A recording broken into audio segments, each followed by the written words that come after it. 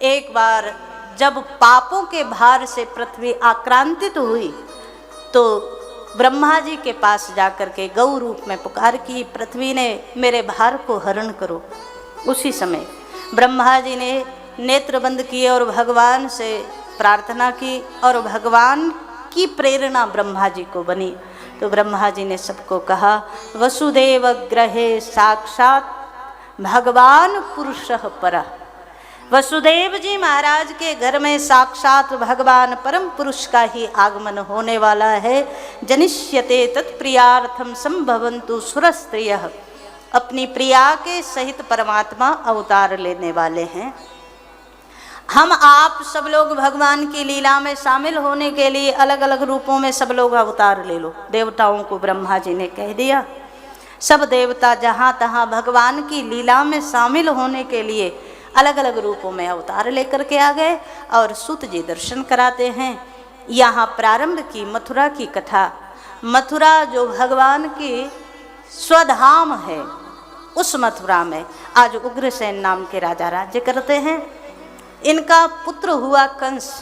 कंस के और अन्य अन्य भाई भी हैं, लेकिन कंस के विषय में सभी ज्योतिषियों ने एक साथ कहा, ये महादुष्ट होगा, बड़ा क्रूर होगा, अत्याचारी होगा, धर्म को नहीं मानने वाला होगा। इसे तो जितना शीघ्र हो आप अपने घर से विदा कर दो। जब सभी लोगों ने कहा तो उग्रसेन महाराज ने इसे एक डलिया में रख करके यमुना प्रवाहित कर दिया। यमुना में उसी समय दैव योग से भगवान की ही ऐसी इच्छा है तो सूरसेन महाराज, वसुदेव जी के पिताजी, ये यमुना में खड़े होकर के सूर्य को अर्घ दे रहे थे। प्रातः काल का समय था। कोई डलिया बहती हुई आई तो इन्होंने उसको उठाया और जब खोल करके देखा तो इसमें एक पुत्र है। लेकर के घर आ गए। अब इन्हें तो कुछ पता नहीं। जैसे वसुदेव जी का लालन पालन कर रहे वैसे ही कंस का भी करने लगे। वसुदेव जी और कंस का बचपन एक साथ बीता। थोड़ा सा युवा अवस्था हुई कंस की। एक दिन नारद जी आए। क्या बढ़िया, कभी कभी आप सोच कर देखो भगवान भी क्या लीला करते हैं। मारने वाला भी उसी घर में और पैदा करने वाला भी उसी घर में।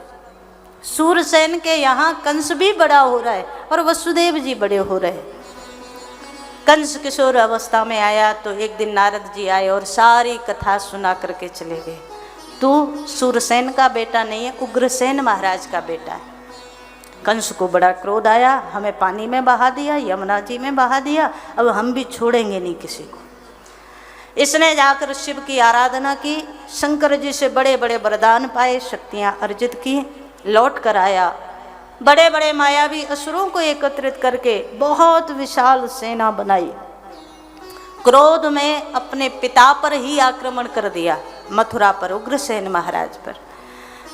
और जब उग्रसेन महाराज युद्ध में हार गए तो इसने अपने पिता को ही हथकड़ी बेड़ी लगा करके कारागृह में बंद कर दिया।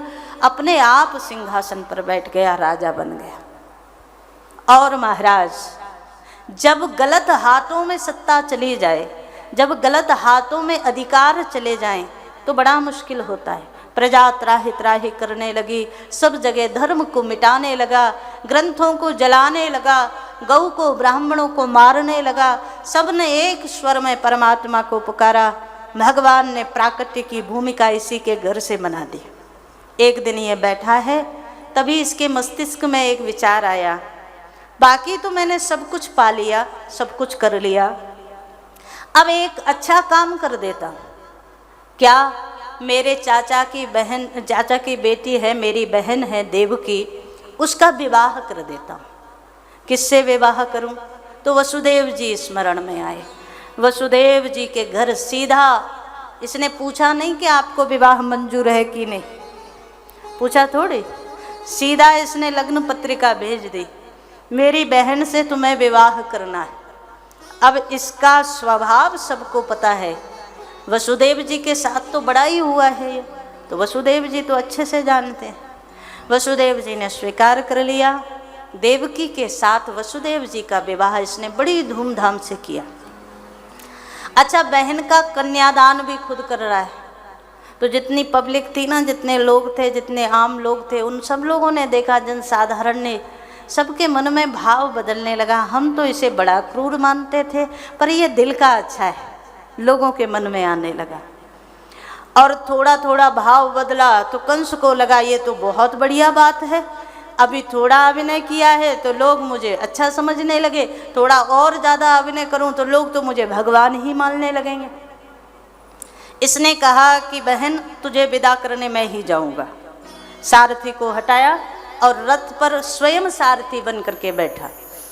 जैसे ही घोड़े आगे बढ़ाए इसने, सारी जितनी प्रजा थी एक स्वर में जय घोष करने लगी, बोल कंस महाराज की। कुछ तो सावधान थे महाराज, कुछ तो बोले, है ना। बोल कृष्ण कन्हैया लाल की। अच्छा सच्ची सच्ची बात बताना, कंस की जय जय किसने बोली थी?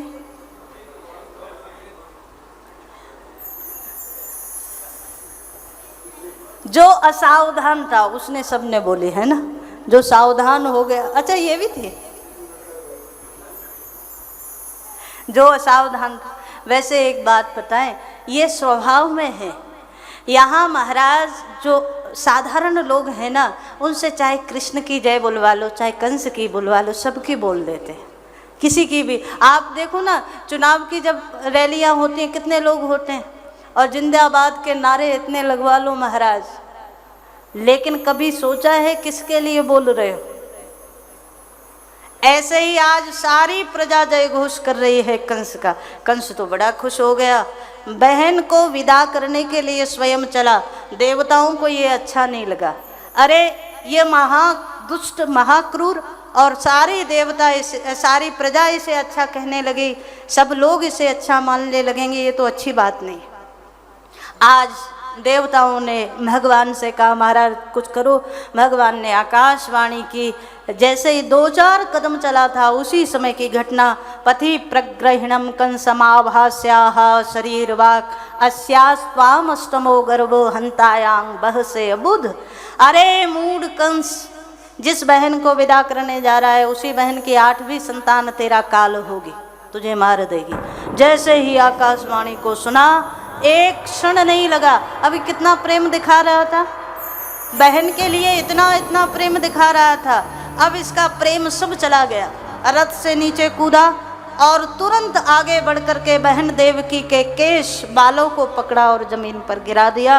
हाथ में तलवार ले ली मारने के लिए, और जैसे ही बहन को मारने के लिए आगे बढ़ा, स्वयं वसुदेव जी रथ से नीचे कूदे और वसुदेव जी ने हाथ पकड़ लिया।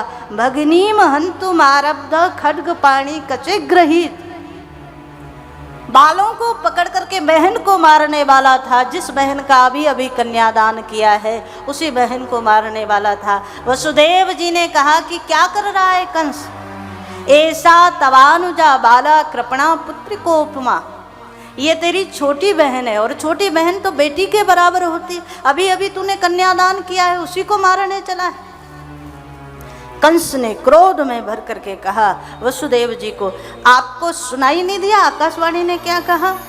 ये मेरे काल को जन्म देगी, तो जो मेरे काल को जन्म दे उसे मैं अभी मार दूं। जैसे ही आगे बढ़ने लगा, वसुदेव जी ने हाथ पकड़ लिया। अरे महाराज, मृत्यु तो एक दिन सबकी आनी ही है ना। मृत्युर जन्म वतांग वीर देहिन सहजायते। देह के साथ ही मृत्यु का जन्म होता है। इसीलिए आज स्वयं श्री सूत जी महाराज दर्शन करा रहे हैं। वसुदेव जी ने समझाने की कोशिश की, पर इसकी समझ में कुछ नहीं आया। इसने कह दिया ये मेरे काल को जन्म देगी, इसलिए मैं इसे जिंदा नहीं रख सकता। वसुदेव जी को लगा इसको समझाने से कोई लाभ नहीं। वसुदेव जी ने सीधे शब्दों में कह दिया, देवकी से आपको कोई समस्या नहीं है, देवकी की संतान से समस्या है। तो मैं वसुदेव आपको वचन देता हूँ, मेरी सत्य निष्ठा पर आप विश्वास रखिए। जब तक देवकी 8 पुत्रों को जन्म नहीं दे देगी, 8 संतानों को जन्म नहीं दे देगी, तब तक मैं और देवकी आपके कारागृह में रहेंगे। मैं स्वयं अपनी संतानों को लाकर आपके हाथ में दे दूंगा। सूत जी महाराज दर्शन करा रहे हैं। इस बात पर भरोसा कर लिया कंस ने और आज देवकी वसुदेव को ले जा करके यहाँ कारागृह में बंद कर दिया। श्री सूत जी कहते हैं कुछ दिन व्यतीत हुए, प्रथम संतान हुई, कीर्तिमंत नाम रखा गया। वसुदेव जी स्वयं अपनी संतान को लेकर के आए और यहाँ कंस के हाथ में दिया। एक बार तो इसके मन में दया आ गई कि कोई बात नहीं, छोड़ दो, पहले से मुझे कोई समस्या नहीं, 8वें से समस्या है। उसी समय नारद जी का आगमन हुआ और नारद जी मानो भगवान का मन ही है महाराज, जो भगवान की इच्छा होती है वो नारद जी पूरा करते। तो आज मानो भगवान की इच्छा यही है कि देवकी के पुत्रों का वध इसके हाथ से होना तय है। तो भगवान ने नारद जी को भेज दिया। नारद जी आए, 8 कली का एक कमल पुष्प हाथ में लेकर के प्रणाम किया। कंस ने नारद जी को स्थान दिया, आसन दिया। नारद जी ने कहा महाराज आपके बोलेपन पर तो हम न्योछावर हो गए। तो कंस ने पूछ लिया क्या बात हुई? कहा महाराज एक बात बताओ, आप इतना भी नहीं समझते, देवता लोग तो बड़े बुद्धिमान हैं, वो कहाँ हेर फेर कर दें कोई पता नहीं। कंस ने कहा महाराज मुझे समझ नहीं आया। नारद जी ने वो 8 कली का जो पुष्प था वो दिखाया। कहा यहाँ से गिनना शुरू करोगे तो 8वां कौन सा होगा? बोले यहाँ 8वां होगा। फिर जो 8वां था वहाँ से गिनना शुरू किया तो 8वां पहला हो गया और जो पहला था वो 8वां हो गया और एक एक से सारे गिनवाए। बोले अब समझ आया कुछ? कंस ने कहा अब मैं समझ गया, देवताओं की चाल महाराज आप ही समझ सकते हो, मैं तो समझ ही नहीं सकता। अच्छा किया आपने मुझे सावधान कर दिया, अब मैं एक को भी जिंदा नहीं छोड़ूंगा। तुरंत अभी पुत्र को लेकर 2-4-10 कदम ही गए थे वसुदेव जी, इसने पहरेदार को भेज करके वापस बुलवाया और वसुदेव जी के हाथ से पुत्र को लिया। बड़ी भयंकर क्रूरता के साथ वसुदेव जी के सामने ही पृथ्वी पर पटक दिया। एक क्षण में नवजात शिशु का प्राणांत हो गया। एक एक करके 6 पुत्रों का अंत कर दिया। 7वें रूप में स्वयं शेष जी महाराज का आगमन हो रहा है। सूत जी महाराज दर्शन करा रहे हैं। जैसे ही देवकी माता के गर्भ में स्वयं बलराम भैया आए, 5-6 महीने का 7 महीने का गर्भ हुआ, उसी समय भगवान ने माया को प्रेरणा की, देवकी माता के गर्भ से बलराम भैया को ले जाओ और जाकर के रोहिणी माता के गर्भ में स्थापित कर दो। यहाँ भगवान के आदेश से माया ने 7वें गर्भ का संकर्षण किया और रोहिणी माता के गर्भ में स्थापित कर दिया। रोहिणी माता यशोदा जी की बचपन की सहेली है। तो आज जब वसुदेव जी कारागृह में है ना, तो रोहिणी माता नंद भवन में ही रहती हैं। यहाँ गर्गाचार्य जी ने सभी सत्य जो आज हुआ था घटना, उसका सारा सत्य सबके सामने रखा। ये सब भगवान की लीला है, गर्गाचार्य जी ने बताई। समय के अनुसार बलराम जी का आगमन हुआ, अवतरण हुआ। बाद में 8वें रूप से भगवान आ रहे हैं और श्री सूत जी दर्शन करा रहे हैं। जब भगवान गर्भ में आए 8वीं संतान के रूप में, सब यहाँ विशेष रूप से चौकन्ना हो गया कंस। बड़े बड़े पहरेदार बिठा दिए, 10,000 पहरेदार कारागृह में लगा दिए।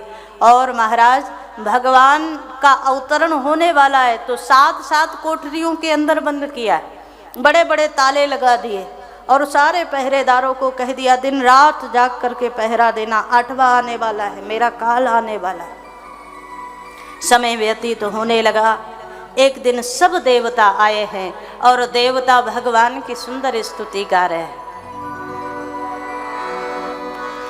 सत्यव्रतम सत्य परम त्रिसत्यम सत्यस्य योनिम निहितं च सत्ये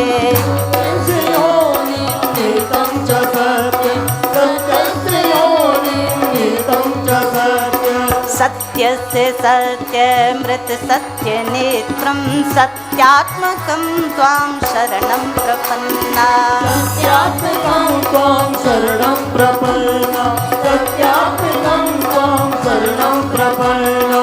श्री श्री कृष्ण गोविंद हरे मुरारे, हे नाथ नारायण वासुदेव। श्री कृष्ण गोविंद हरे मुरारे, हे नाथ नारायण वासुदेवा। हे नाथ नारायण वासुदेव, हे नाथ नारायण वासुदेव, हे नाथ नारायण वासुदेवा, हे नाथ नारायण वासुदेवा। श्री कृष्ण गोविंद हरे मुरारे, हे नाथ नारायण वासुदेव। श्री कृष्ण गोविंद हरे मुरारे, हे नाथ नारायण वासुदेवा। सभी देवता मिलकर के आए, गर्व स्तुति की भगवान की। सत्य व्रतम सत्य परम त्रिसत्यम, सत्यस्य योनिम निहितम च सत्ये। सत्य सत्य सत्य कह करके भगवान की स्तुति की और श्री सूत जी महाराज दर्शन करा रहे हैं।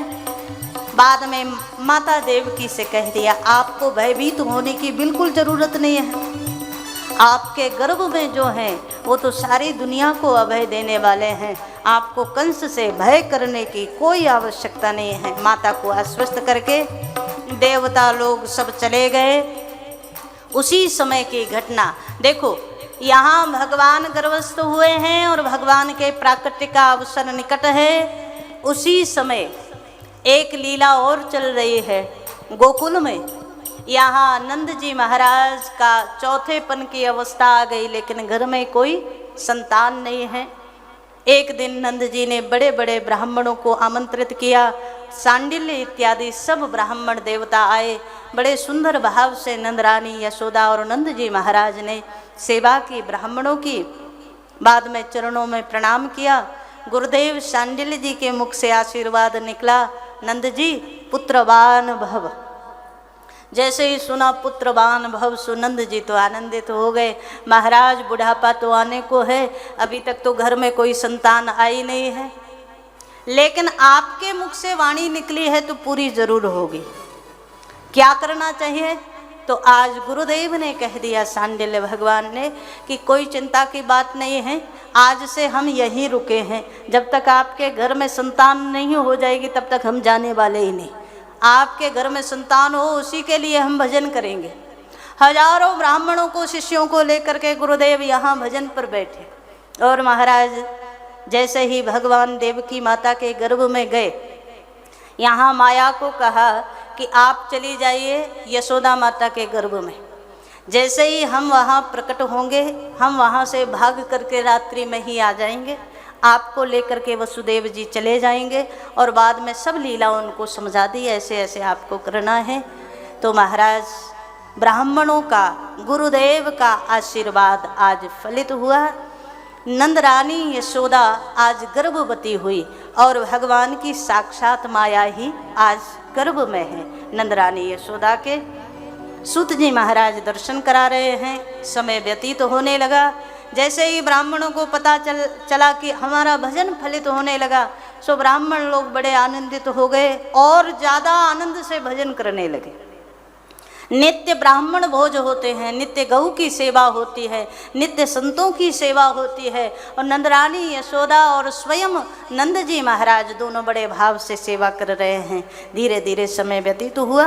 जैसे ही आज नंद जी की दो बहनें हैं, नंदा और सुनंदा, दोनों को पता चला भाभी माँ गर्भवती हैं, सो दोनों भागती हुई दौड़ती हुई आई। और वैसे भी घर में कोई संतान आना हो ना तो नंद रानी पहले आती है, नंद सबसे पहले आती है ना। बढ़िया सेवा करे तो बढ़िया मेवा मिले फिर। तो आज दोनों आ गई नंद भवन में और बड़े भाव से भाभी की रोज सेवा करती है। यहाँ भगवान के प्राकट्य का समय हुआ। श्री सूत जी महाराज दर्शन करा रहे हैं। आज अथ सर्वगुणोपेतः कालः परम शोभनः यर्हे वाजन जन्म रक्षम शांत रक्षम ग्रह तारकम। सभी काल शोभनीय हो गया। भादों का महीना आया। भादों के महीना के आज कृष्ण पक्ष की अष्टमी तिथि बुधवार, रोहिणी नक्षत्र, रात्रि के ठीक 12 बजने वाले हैं। सो भगवान ने गर्भ में बैठे बैठे ही अपनी माया को आदेश दिया कि अब हम आने वाले हैं, आप अति शीघ्र ब्रज 84 कोस में सबकी कमान अपने हाथ में लो और सबको अपनी माया से, भगवान ने कहा, सबको मोहित कर दो, क्योंकि अब हमारा प्राकट्य होने वाला है, किसी को कुछ पता ना चले। राम जी आते हैं तो दिन के 12 बजे और भगवान कृष्ण आते हैं तो रात्रि के 12 बजे। राम जी सूर्य वंश में आते और भगवान श्री कृष्ण चंद्र वंश में आते हैं। और महाराज चंद्र वंश में भी चंद्रमा का प्राकट्य भादों के महीने में, जिस दिन भगवान का जन्म तिथि है अष्टमी के दिन, ठीक 12 बजे चंद्रमा आता है। तो भगवान ने आज जैसे ही 12 बजे सुंदर दिव्य भाव से प्रकाशित हो गया पूरा कारागृह, और आज भगवान छोटे से बालक के रूप में, लेकिन अभी 4 भुजाएं लेकर के, शंख चक्र गदा पद्म धारण करके आज देवकी और वसुदेव जी के सामने प्रकट हुए परमात्मा। और श्री सुखदेव जी ने सुंदर भगवान की झांकी का दर्शन कराया। तमद्भुतं बालकमम्बुजेक्षणं चतुर्भुजं शंख गदायुधायुधं, चतुर्भुजं शंख गदायुधायुधं, चतुर्भुजं श्रीवत्सलक्ष्मं गलशोभिकौस्तुभं पीताम्बरं सान्द्रपयोधसौभगं, पीताम्बरं सान्द्रपयोधसौभगं, पीताम्बरं सान्द्रपयोधसौभगं। आज श्री भगवान का आगमन हुआ, बोल भक्तवत्सल भगवान की। लेकिन अभी कृष्ण रूप में नहीं आए हैं।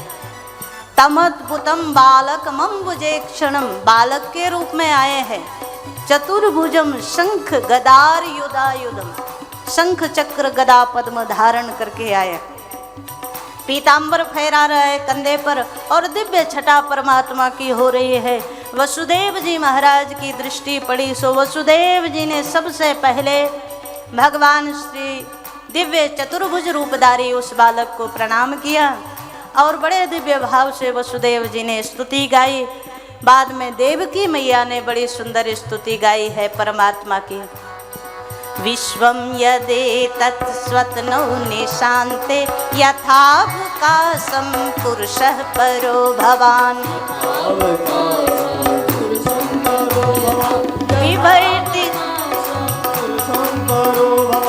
बिभर्ति सोऽयं मम गर्भगोभु, अहो न लोकस्य विडम्बनं हि तत्, अहो न लोकस्य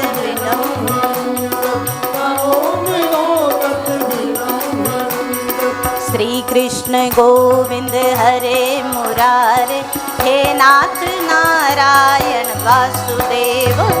कृष्ण गोविंद हरे सभी लोग भाव से नाथ नारायण वासुदेव, हे नाथ नारायण वासुदेव, हे नाथ नारायण वासुदेव, हे नाथ नारायण वासुदेव, हे नाथ नारायण वासुदेव। श्री कृष्ण गोविंद हरे मुरारे, हे नाथ नारायण वासुदेव। श्री कृष्ण गोविंद हरे मुरारे, हे नाथ नारायण वासुदेव। आज सुंदर भाव से माता देवकी और वसुदेव जी ने भगवान की स्तुति गाई। देवकी माता बोली है, रूपम यत्तत् प्राहुरव्यक्त माध्यम ब्रह्म ज्योतिर्निर्गुणम निर्विकारम सत्ता मात्रम निर्विशेषम निरीहम सत्वम साक्षात विष्णुरध्यात्म दीप। मैया बोली, आप साक्षात विष्णु ही मेरे घर आए हैं, मैं आपका बड़ा बड़ा स्वागत करती हूँ। लेकिन मैंने इस रूप में आने के लिए तो आपको नहीं कहा था।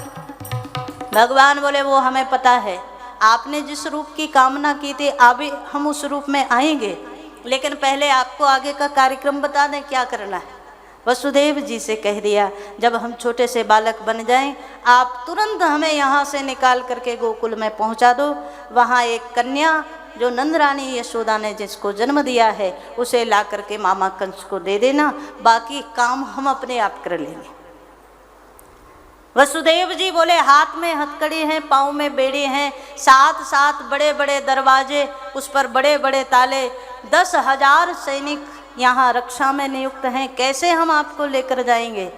भगवान ने कहा उसकी चिंता आपको नहीं करनी, मैं दुनिया की सब हथकड़ियाँ बेड़ियाँ खोलने की सामर्थ्य मुझ में है, आप तो केवल मैंने जो कहा है वो कर देना। वसुदेव जी ने स्वीकार कर लिया। परमात्मा 1 घंटे के नन्हे से शिशु बने। बोल बाल कृष्ण लाल की। छोटे से शिशु भगवान बने। बाद में मैया ने आगे बढ़ कर के भगवान को गोद में लेने का प्रयास किया। हथकड़ी बेड़ी खुल गई देवकी मैया की। भगवान को गोद में लिया, माँ ने वात्सल्य किया, अपना स्तनपान कराया और दिव्य आनंद की अनुभूति आज देवकी मैया को हुई। बाद में वसुदेव जी ने भगवान को हाथ में लेने की कोशिश की, उसी समय हथकड़ी बेड़ी खुल गई और एक डलिया कोई ऐसी पड़ी थी, उसमें कन्हैया को रखा और आज वसुदेव जी लेकर के चले हैं भगवान को। श्री सूत जी महाराज दर्शन करा रहे हैं कि आज श्री वसुदेव जी बाहर निकले। बाहर एक एक दरवाज़ा खुलता चला गया। सब पहरेदार सोए पड़े हैं, माया के द्वारा मोहित हुए। जैसे ही कारागृह से बाहर निकले, मंदम मंदम जल धरा, आकाश से मेघों ने बरसात शुरू कर दी। शेष जी ने देखा हमारे भगवान को कष्ट न हो जाए। उसी समय आज शेष जी अपना फण फैला करके भगवान के ऊपर और भगवान के साथ साथ चलने लगे।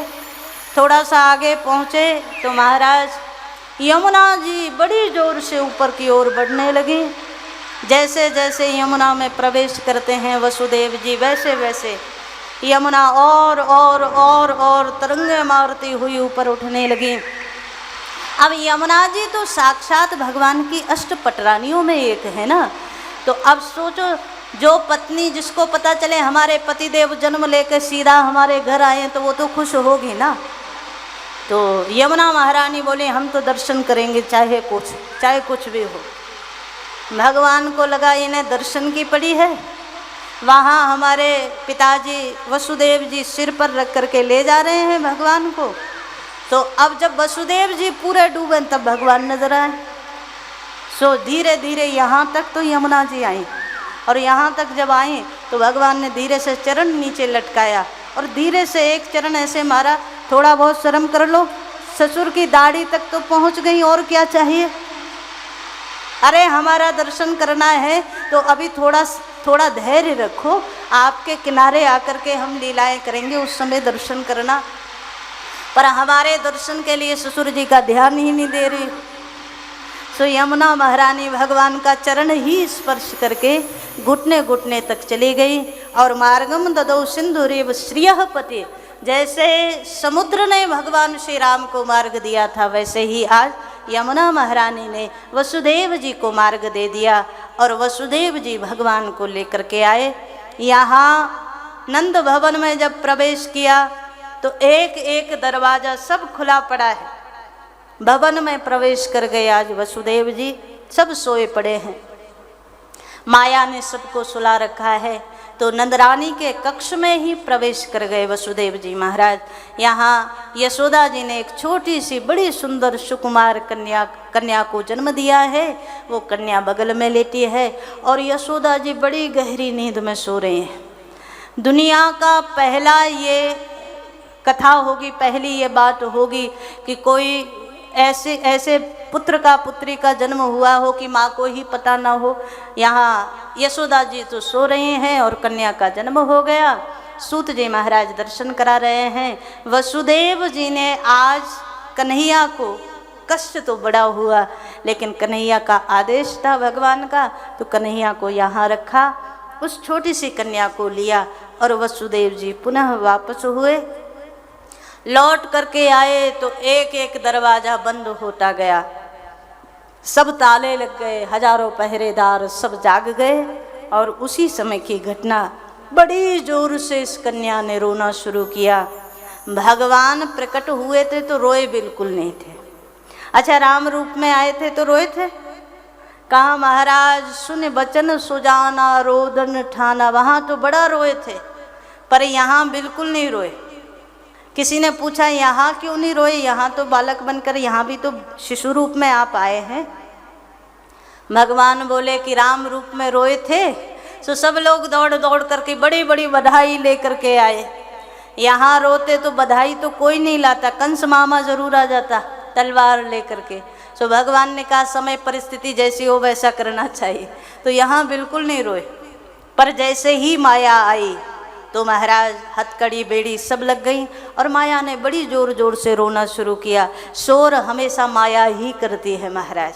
हथकड़ी बेड़ी कब लगेंगी? जब माया को स्वीकार करोगे, परमात्मा को स्वीकार करोगे तो सब बेड़ियां खुल जाएंगी। यहाँ माया ने रोना शुरू किया, पहरेदार दौड़ते हुए गए। महाराज आप जिसकी प्रतीक्षा कर रहे थे वो देवकी की 8वीं संतान का जन्म हो गया। रात्रि में ही जैसे ही सुना कंस ने तुरंत तलवार उठाई और दौड़ा है कारागृह की ओर। कभी गिरता पड़ता आया, हड़बड़ाता हुआ, दौड़ता हुआ।